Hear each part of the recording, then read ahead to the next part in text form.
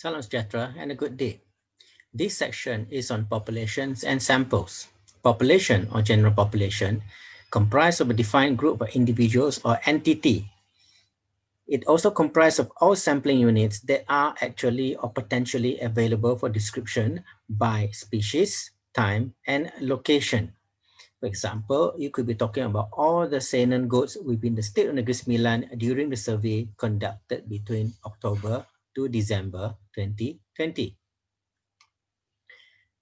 The types of sampling units and statistical populations implicated will vary according to the research questions. For example, you could be talking about what proportion of Sainan are females. In order to do that, your sampling unit will have to be each individual animal, and your statistical population will be all the Sainan goats in the Negeri Sembilan state. Proportion of lactating does will require you to examine only the individual female animals only. In this case, since you're talking about lactating animals, most probably you're talking about mature breeding animal. And in order to do this, your statistical population will be all the Sainan does only. And if your research question is about what is the average milk yield per doe, then your sampling unit will be an individual lactating doe. And the statistical population will be all the lactating does only. If you're talking about average milk yield in multiparous does, you will further restrict your sampling unit into an individual lactating and multiparous does. So there, likewise, your statistical population will be further restricted into all the lactating multiparous does only.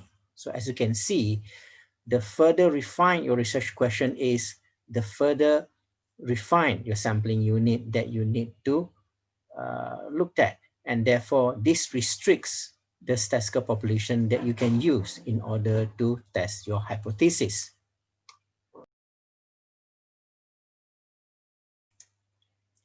Statistical populations will yield sampling unit. Sampling unit is a basic unit on which observations or measurements are made. The number of sampling units is typically indicated by sample size or denoted by the small letter n. A collection of sample units are known as group, and they are denoted by K, or simply known as sample.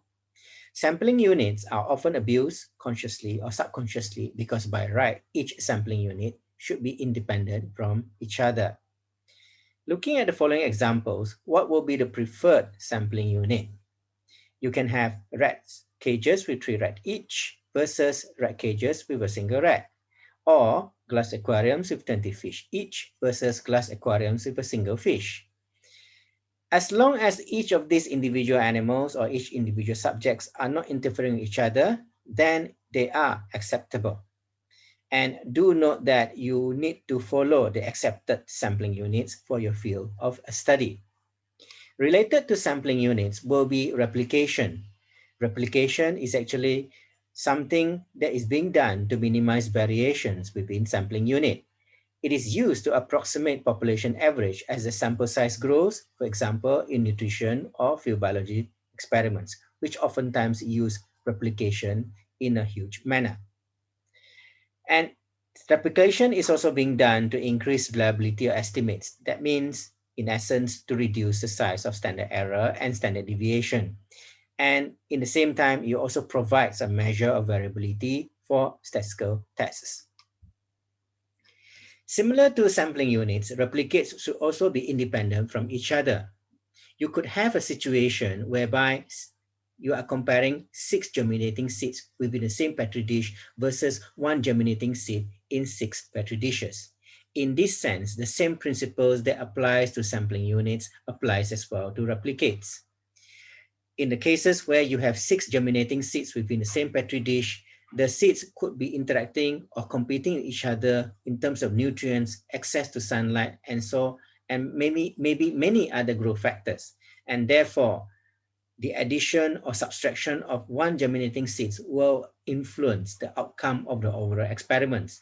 This is different if we are allocating 1 germinating seed in each individual petri dishes. So in this sense, we will accept 1 germinating seed in 1 petri dish as a better replicate.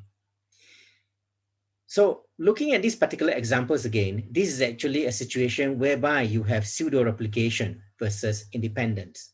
Another example of pseudo-replication is actually something like measuring fat contents 10 times in the single milk sample.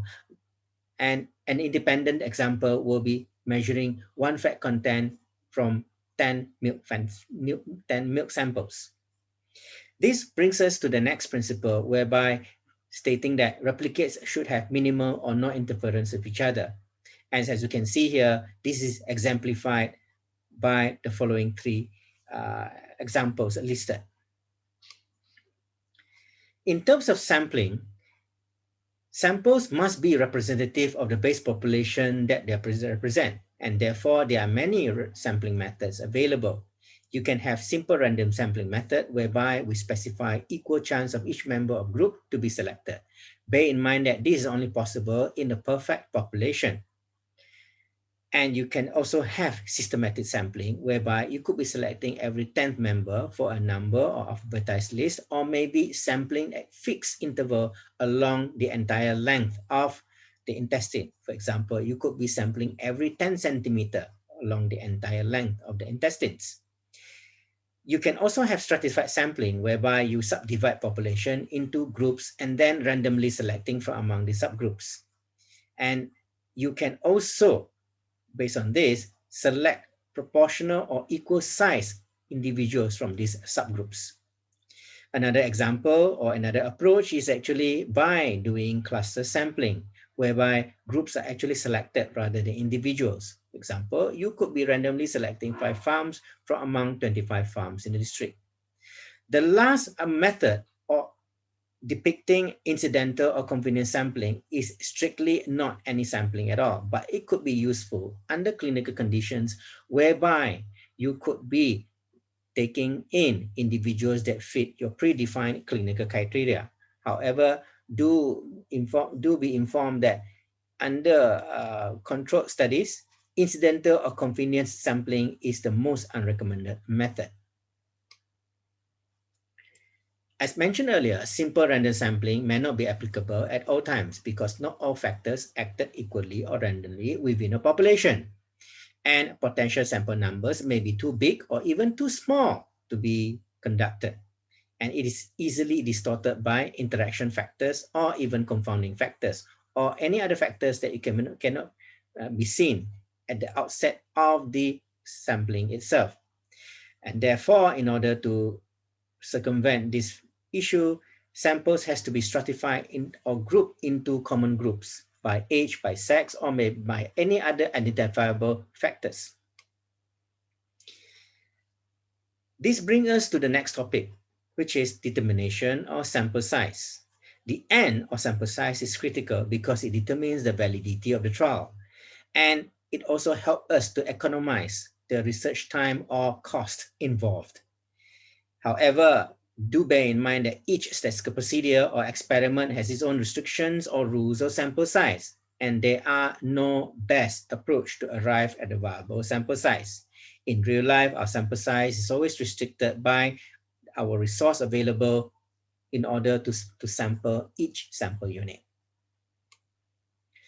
Sample size very much depends on the structure experiment design. That means how many groups are available and how they are structured and how the replicates are being arranged. And then it is also affected by the level of confidence or their inverse value, which is the significance level. The precision of measurement methods and variation also determines how many samples that you need to collect. Measurements that are repeatable, and highly reliable typically will result in smaller sample size required. And magnitude of observed effects is something that is also has to be taken into account when you determine your sample size. If let's say the observed effects have bigger magnitude, then you only need smaller number of sample size to achieve at a meaningful testing of hypothesis. The power of the test or the ability of the statistical test to detect differences between treatment groups also determine the number of sample size required. The bigger the power of the test, the easier for us to detect a difference and therefore the smaller sample size required. Bear in mind that the power of the test is different from significance level implicated or indicated for a statistical experiment.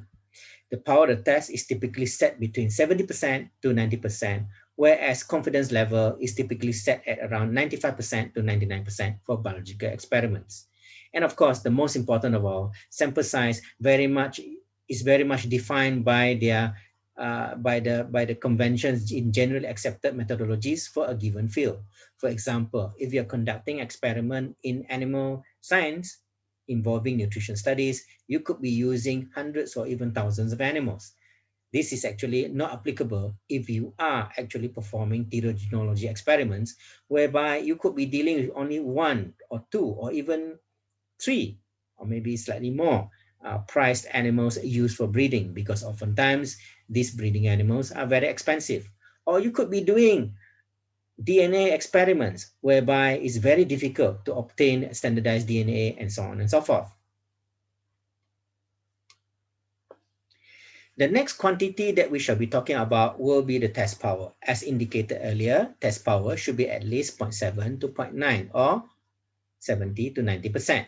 So what is test power? Test power refers to the chance of correctly rejecting null hypothesis when the null hypothesis is false, or expressed in layman terms means correctly concluded that there is actually a treatment effect when there really is a treatment effect.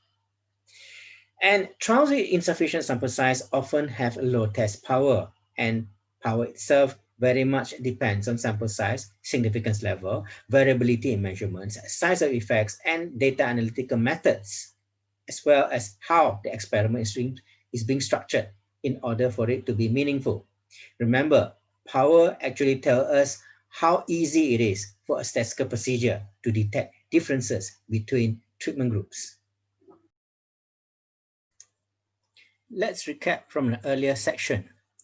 We know that generally, when you increase test power, the sample size will have to be increased. When you increase the stringency of statistical tests, let's say from 95% confidence level to 99% confidence level, sample size will have to increase as well. Likewise, when there's actually an increase in measurement variability, then sample size will have to increase as well. And when the treatment effects are actually very, very obvious, then you only need a smaller sample size to see the effects. So how do you calculate the sample size? You can calculate the sample size using the Altman's nomogram, as indicated here, or software such as G-star Power 3, SPSS Sample Power, and StatGraphics. G-star Power 3 output is actually depicted here. As you can see, it is actually a software that allows you to calculate sample size and a host of other functionalities indicated by the software itself. In fact, if you use G-star Power 3, which is actually a free application, you can quote the following two references as a source of the reference on which you acknowledge you use the G-star Power 3 in your calculations. What is effect size then? Effect size is actually a name given to a family in indices that measure magnitude of treatment effect. And if you can recall the impact of treatment effect on sample size, the bigger the treatment effect, the lesser the number of sample size required. In general, effect size can be measured in two ways, either as a standardized difference between two means or as a correlation between independent variable classification and the individual scores on the dependent variable. This is often called the effect size correlation. So how do you put them to use? Effect size, in essence, is actually mean difference divided by standard deviation. And it indicates the magnitude of treatment effects. For a two-sample comparison, you can have the following formula. You need to subtract mean of group 2 from mean of group 1 and then divide by their pooled standard deviation. So by looking at the following example, which you have group A, obviously is about 4 to 5 times or maybe even 6 times higher than the value of group control, you can see here the calculated effect size after plugging in all the numbers will be around 7.8. G-power will tell you that the total N is at least 4 or at least 2 per group to detect meaningful changes at 95% confidence level with 80% test power. So This is actually all very obvious enough that you do not really need to have big sample size to test the hypothesis or to prove the hypothesis. Now, let's look at maybe a value that is actually closer to real life. Look at the value of group A and group control. Group A will have a mean of 16.8, whereas group control will have a mean of 13.9. And based on this, your effect size calculated will be 1.1. Remember, this is actually a two-group comparison. If you're working on 3 groups, 4 groups, 5 groups, or maybe other experiment design, then the effect size formula may be different and maybe even be even more complicated. So I would advise everybody to download the G-Star Power Tree software so that you don't have to remember the necessary formula. You just have to remember the necessary experiment design for you to calculate the sample size. So the effect size can be used to calculate sample size. So that means you can actually read up prior literature, use the values of mean and SD and so on, and all other related values, put into the formula, then you'll be able to postulate the required sample size based on your current experiment designs that you have been planning. Assuming that you are taking the figures from historical data here, yielding an effect size of 1.1. In order to translate this effect size of 1.1 into sample size, let's put them through the Altman's nomogram. As you can see here, Altman's nomogram comprised of 3 axes, which is standardized difference, effect size, and then you have a slanting axis indicating whether the sample size is being tested at 95% confidence level or 99% confidence level, and finally an axis on the far right indicating the test power. So by knowing any of the 2 quantities, you can predict the third quantity. So in this case, since you have effect size and you know the test power, or at least you set the test power at 80%, which is a normal practice, then you'll be able to calculate the required sample size at 95% confidence level or 99. So in this case, based on the arrow, you can see that if you are testing at a 95% confidence level with an effect size of 1.1 and test power 80, your indicated sample size will be somewhere around 26. And bear in mind that since this is a capital N, meaning this is actually a total sample size, and then you are comparing 2 groups of samples. So per group, you need to have 26 divided by 2, meaning you need to have 13 individuals per group. Likewise, you can put in the same numbers in Altman's nomogram. Look at the lower panel whereby you key in all the necessary values here. So in this case, the effect size given as D will be 1.1. The exact value is actually 1.098, but we rounded up the value to 1.1, so it will facilitate our calculation in our graph just now. So as you can see here, using the same value, you will actually arrive at the same sample size using this graph that has been generated by the G-star power. And remember, this is actually an estimate for 2 groups. You can have multiple modes or multiple formulas for multiple experiment design. So based on this case, you can see both Altman's nomogram and G-star power will give you identical estimates of sample size. And by convention, the originator effect size, which is actually Cohen, 1988, states reluctantly that an effect size of 0.2 is considered small, 0.5 is considered moderate, 0.8 is considered large, and anything that is more than 4 is considered near perfect. Why is it near perfect? Because it means you will need lesser than 1 individual per experimental group for you to have a meaningful test of the hypothesis. So in this case, effect size of 0 will tell you that regardless of how many sample size that you use, you'll never be able to detect any difference between the experimental group. So in essence, effect size will be able to tell you whether it's worth doing the experiment or it's not worth investing the resources to conduct the experiments if effect size is 0. However, do interpret ES value with cautions because there could be other considerations that you may not have incorporated during your experimental design stage. In a similar vein, other softwares can also be used to calculate effect size. For example, SPSS through their GLM procedure. You can see here, instead of the values indicated earlier in the effect size formula by G star power 3, SPSS simplify the eta squared range from 0 to 1, with anything around or below 0.01 considered as small, anything around 0.6 considered 0.06 considered medium ES, and anything more than 0.14 as considered as large effect size. Apart from that, other factors that will determine sample size will be precision of measurements. Recall that the more precise the measurements, the lesser the sample size that you use. Because when you have more precise measurements, then you have less variability among your measurements. Look at this example whereby you have 10 times difference in terms of precision in row 1 versus row 2. As you can see, with higher precision, then you'll be able to discern smaller changes in group 1 and group 2, thereby yielding a bigger difference when these two groups are being compared, around 5.9, versus the next row whereby you only have measured precisions of 1.0. So the minimum difference that you can detect will be 5.